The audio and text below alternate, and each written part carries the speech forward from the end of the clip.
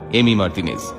ফ্রান্সের সঙ্গে ফাইনাল ম্যাচের আগে আর্জেন্টিনার দুর্গরক্ষক মার্তিনেজ ফ্রান্সের উদ্দেশ্যে বলেছিলেন, আর্জেন্টিনাকে হারাতে গেলে আগে আমাকে খুন করতে হবে। অথচ এই মুহূর্তে বিশ্বের সবচেয়ে আলোচিত গোলকিপার মার্তিনেজ আর্জেন্টিনার হয়ে মাত্র 25টি ম্যাচ খেলেছেন। আগে হ্যাঁ, মাত্র 25টি ম্যাচ খেলেই তিনি আর্জেন্টিনাকে বিশ্ব চ্যাম্পিয়নের খেতাব জিতিয়ে দিলেন। আর্জেন্টিনার হয়ে মার্তিনেজের অভিষেক হয় গত বছর, অর্থাৎ 2021 সালে। আর্সেনাল ক্লাবে জায়গা পেতে এই মার্তিনেজকে 10 বছর অপেক্ষা করতে হয়েছিল।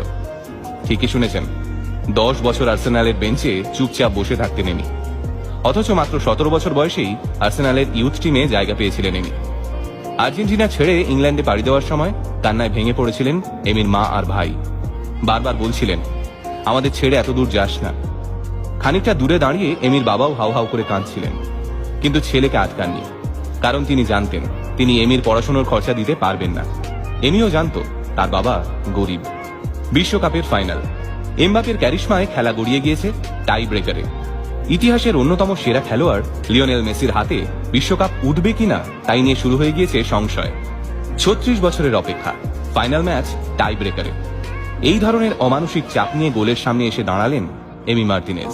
কিন্তু তখন তাকে দেখে কে বলবে যে তিনি আর্জেন্টিনার হয়ে মাত্র 25টি ম্যাচ খেলেছেন?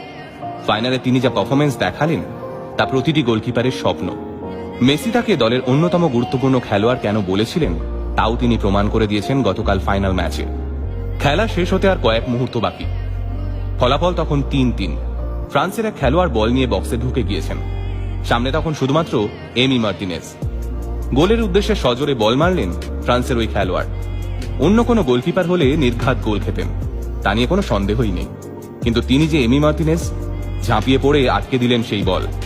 সারা পৃথিবীর আর্জেন্টিনা সমর্থকরা যেন কোমা থেকে ফিরে এলেন। অতিরিক্ত সময়